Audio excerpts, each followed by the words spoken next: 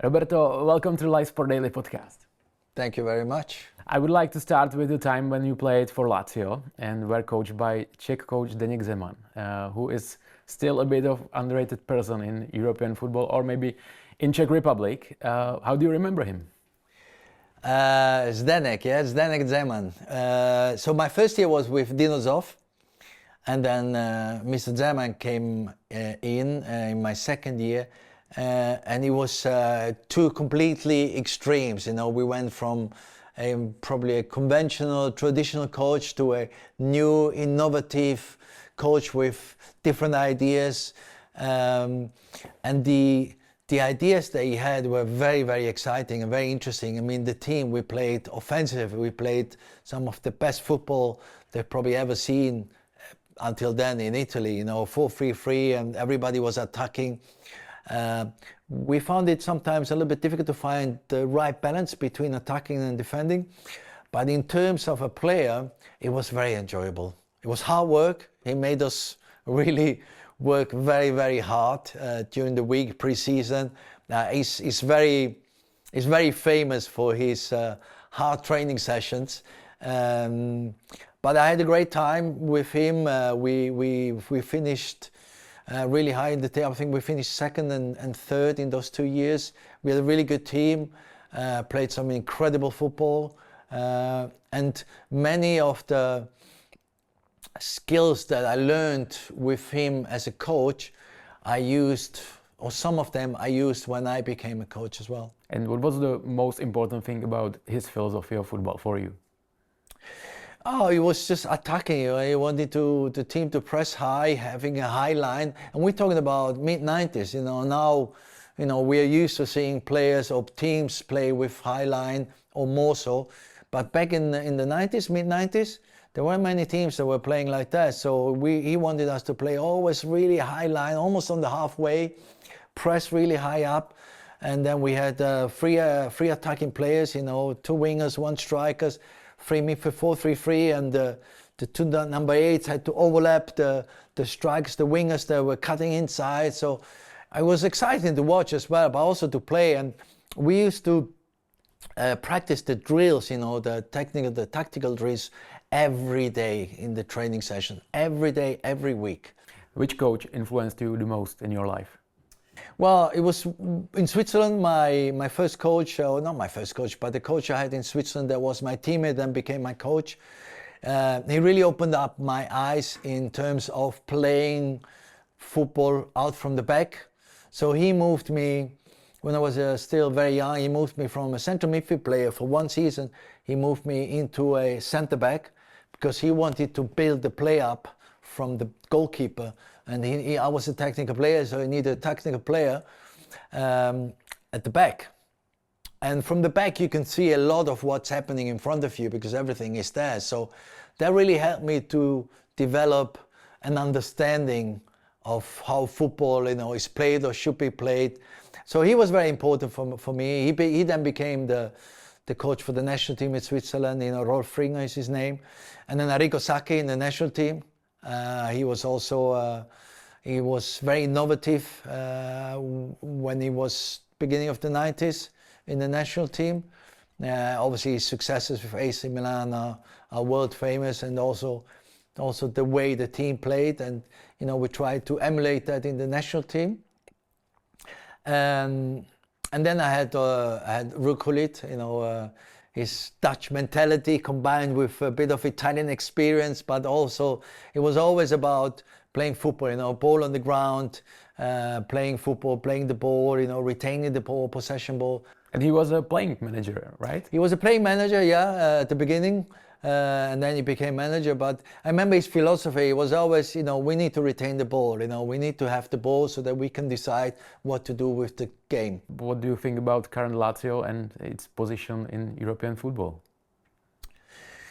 Well, I think that Lazio, the chairman, the current chairman, Lotito, he took the club when he was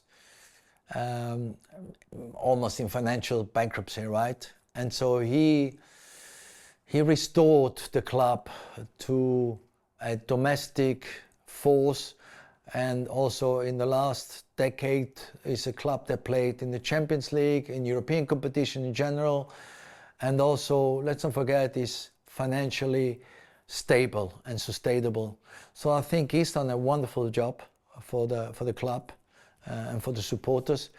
And Lazio is always a team that is in the top half, in the top six, under normal circumstances, in top six, and challenges to compete in the European competitions. You're going to have some better seasons where you finish maybe in the top four, in the top three, and some worse seasons. But generally, as an average, it's a club, it's a top six, great fan base, beautiful city, lovely supporters. Playing in the Olympic Stadium in Rome is a wonderful experience. And let's not forget the Roman derby is one of the best games that you can be involved in. Yeah, but your last club as a player was Chelsea. We are now in London. In Chelsea, where you played until 2002, just before Roman Abramoviče arrived and the first really big successes came. If you take us back, what was that time like in Chelsea? It was a very euphoric atmosphere at Chelsea Even before Roman Abramoviče? Yeah, because, I arrived in 96 and, Vialli arrived, Zola arrived, Leboeuf arrived, and Desailly arrived. So from 96, we won, I think, 6 trophies. So we won the FA Cup, then the Cup Winners' Cup, the European Super Cup against Real Madrid, the League Cup, the FA. So it was a successful period for us. And then, obviously, in 2003, Abramovich arrived, and it changed completely the face of the club, because domestically we were not a club that could compete to win the league. We were always around there, but we weren't always strong enough squad wise. But then that, with Abramovich, it changed that the club became a domestic force. It was a club that could compete nationally for titles and also internationally for titles, and it just catapulted the club to a world-famous club. Yeah, what did you say about that turning point? What came with Coach Mourinho and players like Drogba, Petra Čech, Arjen Robben, and many others? Yeah, there was an influx of a lot of players. When Abramovich took over, they signed a lot of players. But then you have to look at the history of the club, and players like like Petra Čech, like Frank Lampard, like John Terry was already there, and Frank, but Didier Drogba, Michael Essien, players that stayed at the club, Obi Mikel, players that stayed at the club for many, many years, and they were the backbone of the club for the successes in that decade, for the many successes. And those are the players that made the club and made history, because winning the league title after so many years and then winning it twice in a row, and they will always be remembered as fantastic heroes in Chelsea's history. What feelings does it still evoke in you when you come back to the Stamford Bridge? Oh, I spent so many years there of my life. It's like second home? It is definitely like a second home, yes, absolutely. As a player, then as a supporter, then as a manager, and I feel part of the club because it's been such an important part of my life too, my professional life, but also my personal life.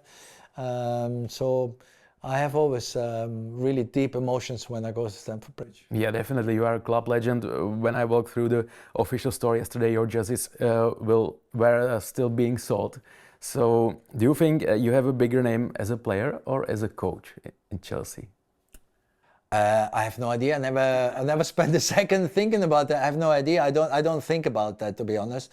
I'm just fortunate to have been part of such a good group, because you need to be able to be an individual within a successful group or a competitive group or an ambitious group. That's probably the best word, to be able to then be successful. And as a player, I was fortunate enough to play with some really great players, and we had a good team, good team spirit, good team environment. And as a coach, again, I was blessed to be able to be part of a group of players that were really quality players, but very ambitious, very good people as well. They were very good people, and ultimately that made them so successful in their career. What was the 2011-2012 season for you like personally? Because you won the FA Cup, then sensationally the Champions League. So what was going on in your life?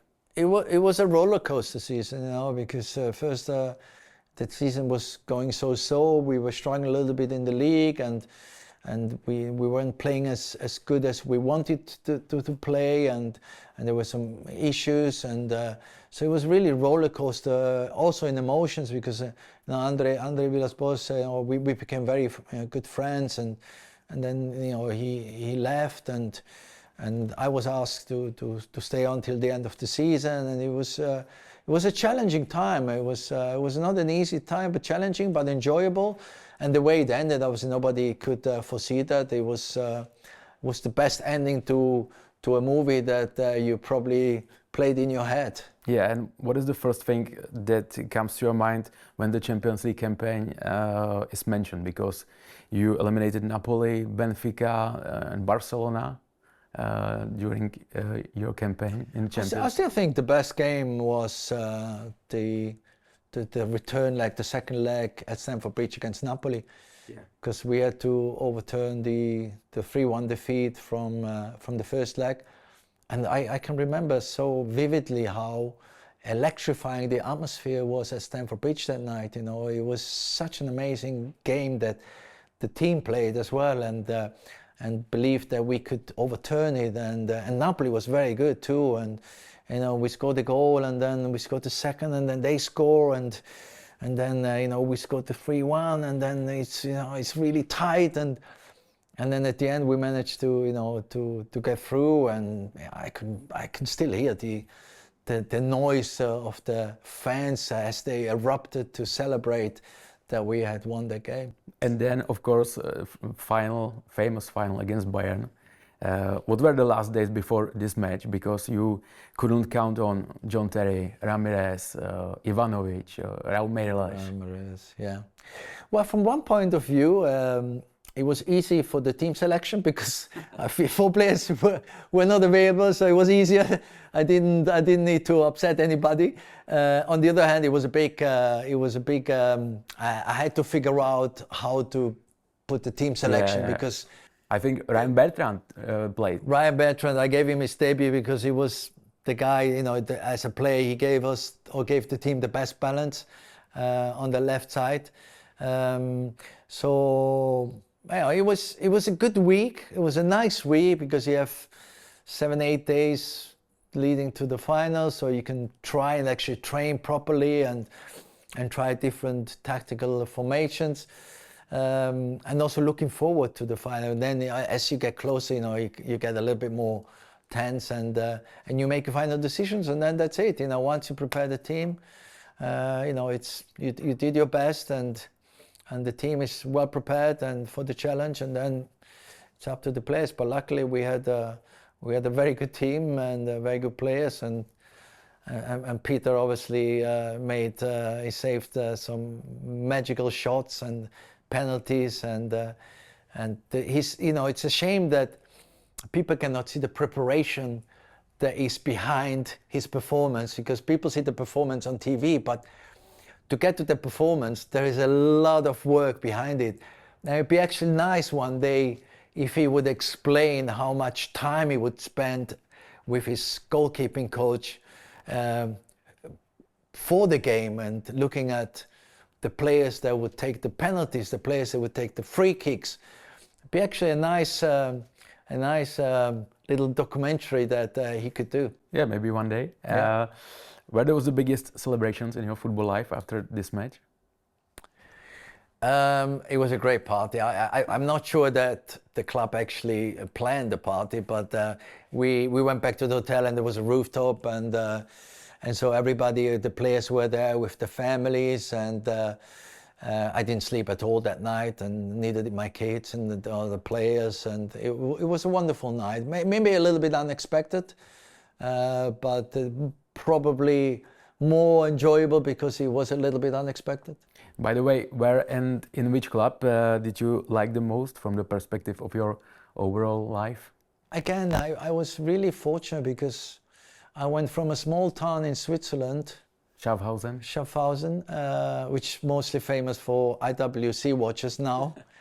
Before nobody knew the little city. I managed to, I went to live in Rome, beautiful capital of Italy, and had a wonderful time there.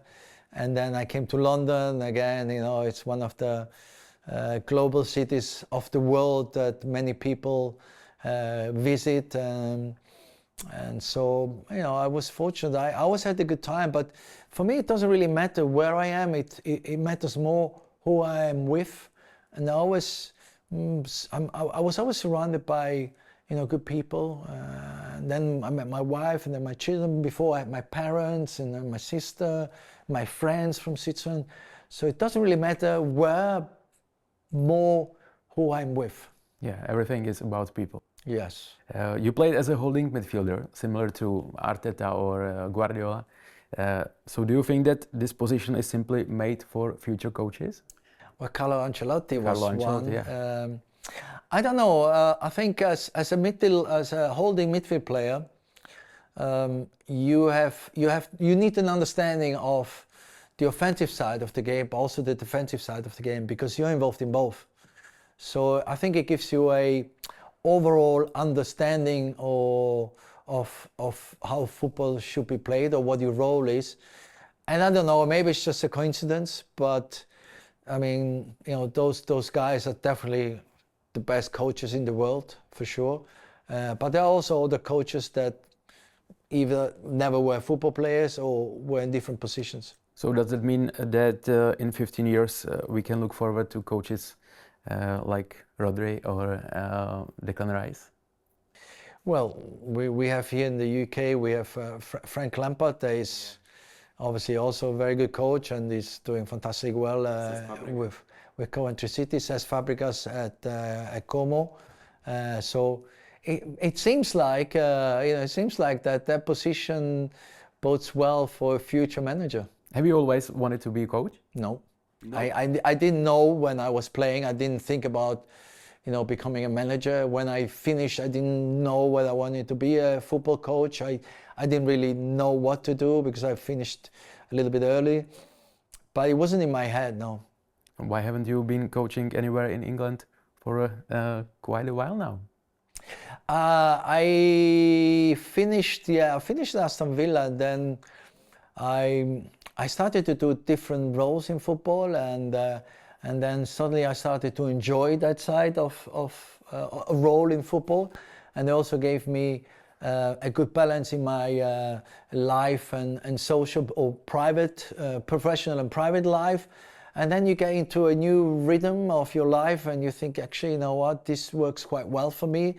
And so obviously now I have less offers, still get some offers, but less offers than I used to have. And I'm just really enjoying my life at the moment. I mean, my professional life, what I'm doing in football and what I'm doing outside football as well. So for the moment, I'm a very happy person. Would you like to coach now, or is it a closed chapter? No, it's not a closed chapter. It's not a closed chapter. At the moment, I'm not looking to coach because, as I said, I'm doing other interesting and fascinating stuff in football, which really challenge me as well. And who knows where I'm going to end up. Chelsea also has a very rich Italian history. If we mention names like Gianfranco Zola, Gianluca Vialli, Carlo Curicini, Claudio Ranieri, Carlo Ancelotti, Antonio Conte, now Enzo Maresca. So is Chelsea a very popular club in Italy? I think in Chelsea, in London, you have little areas. So Chelsea and South Kensington, it's very much populated by an big Italian community. So I think as Italians, we like to come to this area of London. But no, I mean, Italian coaches are very well prepared. They have a deep knowledge of football. And somehow over the last 2 or maybe now it's 3 decades really, Chelsea has always done really, really well with Italian coaches. I mean, even Ruud Gullit, even though he was Dutch, but he played many years in Italy in the Serie A. They somehow, the combination of their culture with the international culture that you find in Chelsea, maybe Italian culture. international. It seems to be working well. Do you sometimes talk to Coach Maresca? Yeah. I mean, you know, we all live in Cobham, so it's a small area, and many ex-players still live there, and so, you know, you bump to each other, and, you know, we socialize, and you know, we play golf together, we play paddle together, we go out for dinner together. So it's a really, really nice community that we have built over the years, you know, with this legacy that we all have with the club. And what do you think about his work? He's doing very well. He's doing very well. I like the way he sets up the team, the way the team plays. He's doing extremely well. And finally, we come to the Italian national team. What do you think about how they are doing now under the leadership of Gennaro Gattuso? Gennarino, I like Gennarino. Gattuso is a great character, great coach. Maybe a future Chelsea manager. Well, who knows? I mean, nobody knows. I think the national team it's had a little bit of a difficult time in the last probably 2 years. You know, even though we won the European Championship back. What was it, 2021? 21, yeah, the COVID times, exactly. We struggled a little bit. I think there's a generational switch, and we have some very good players, some very good talented players as well. And somehow we just need to find that confidence and maybe a little bit the arrogance the Italian teams had in the past. To be able to maybe excel a little bit more at the international stage. I think it's a very good team. I like the coaching team as well, you know, with the ex-World Cup winners, you know, Bonucci is there, Buffon is there. So I think they are creating a very strong environment, and we have some very good players as well. So the future looks bright for us. Yeah, as you said, they won Euro 2021 or 2020, but they have already missed the World Cup twice in a row. What do you think is the point? The point that it never happened before, and it does reflect a little bit the Serie A, the development or the non-development of the Serie A. Also the investment into the teams and the players. But I think a huge problem that we have in Italy is the development system, the youth development system. You know, they are the under 18, under 20, under 21 teams, they do well, but they somehow don't get many opportunities to break through in the first teams in Italy. And so there is the Italian Federation or Lega needs to find a solution where we can promote more of the own domestic players, young players, into the first teams in the Italian Serie A or Serie B to be able to develop those players. So I have to ask about World Cup next year in Canada, Mexico and the United States. Fingers crossed that we can go this time. Fingers crossed. I mean, it looks like we're going to go into the playoffs. And so we'll all be cheering for our team, for our national team. I hope it's, you know, they can qualify for the next one. Roberto, thank you so much. Thank you. Tato epizoda je součástí multimediálního projektu The Big Pete, na kterém se podílí Livesport a Kanál Plus Sport, a který odstartuje na jaře příštího roku.